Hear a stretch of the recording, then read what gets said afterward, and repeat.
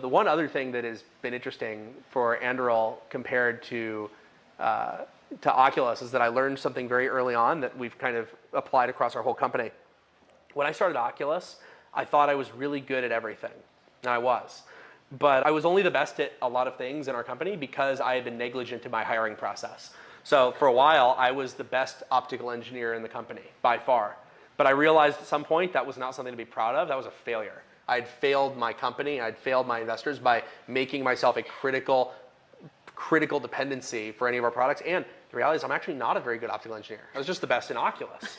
And so, whether it's doing electrical layout or mechanical design or optical engineering or you're doing the financials, doing HR, doing any of this stuff, you have to make your goal this idea that you're going to make yourself obsolete, even at the things you like doing. And everyone wants to make themselves obsolete at things they hate doing. People love to hire the guy who's going to help them manage their schedule. They love to hire the person who is going to handle talking to the press. People love that. But nobody likes to hire the guy who's going to do the thing that you like doing. And that was really tough for me at Oculus because I had to give up doing.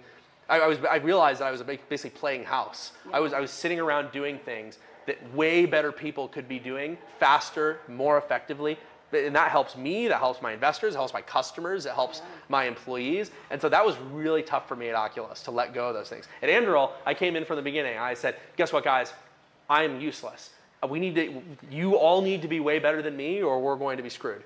And I think that that's actually been a way healthier mindset. And I give my managers the same mindset. I say, hey, your job is not to do things. It is to get them done in the best way possible. If that means you do it, then you need to do it. You don't get to pass the buck. If that means that somebody else needs to get hired to do it, that's what you need to do. And even if you like doing it, like this also often ends up with a situation where, I started a tech company because I love technology, and I don't get to work on technology anymore. I get to work on bullshit.